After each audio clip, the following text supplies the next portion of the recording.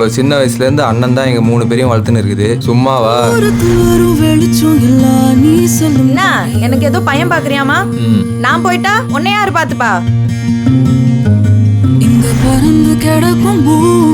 உனக்கு கல்யாணம் ஆகி குழந்தை பிறந்து நீ சந்தோஷமா இருந்தாதான் ஒரு குடும்பமாவே மாறும். உனக்கும் சொந்தமையா கவலை எல்லாம்.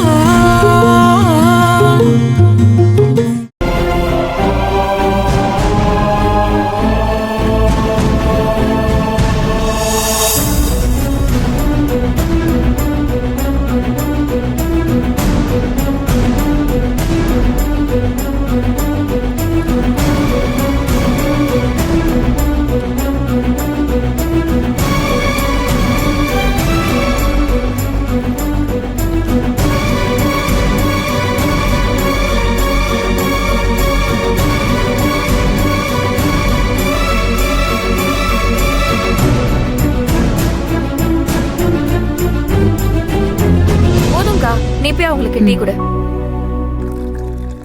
இது மூடி வச்சிரு.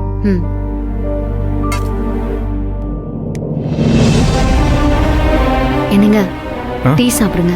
இல்ல இல்ல மத்தவங்களுக்கெல்லாம் கொடுங்க. நான் உனக்கு கொண்டாட்டி நீ எனக்கு கொண்டாட்டி டீ சாப்பிடு. டீ வந்துருச்சு. Thank you sister. Vijay tea எடுத்துக்கோ. தேங்க்யூ மகா. மகா, என்னதான் செல்வம் வெளியே இயல்பா காமிச்சுக்கிட்டாலும் உள்ளுக்குள்ள ரொம்ப டென்ஷனா தான் இருக்காரு. ஆமா, எப்படியாவது அத்தை வந்துடணும்னு அவர் நினைக்கிறாரு. வருவாங்களா? வருவாங்கன்னு அவர் நம்புறாரு. அவரோட நம்பிக்கைய அத்தை தான் காப்பாத்தணும். ஒருவேளை அவங்க வரலன்னா? அவர் அவ்வளவு நம்பிக்கையா இருக்கும்போது என்னால மறுத்து எதுவும் பேச முடியல விஜய். டீ எடுத்துக்குமா.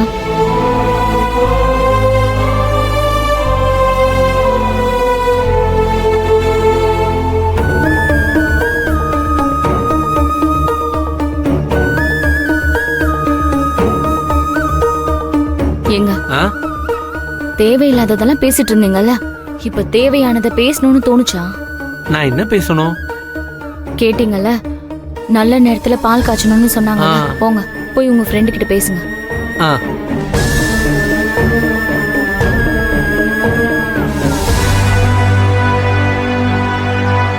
டேய் செல்வம், சாமி கும்பிட்டு பால் அடுப்புல வச்சு அது நல்ல நேரத்துல பொங்கணும் இல்ல.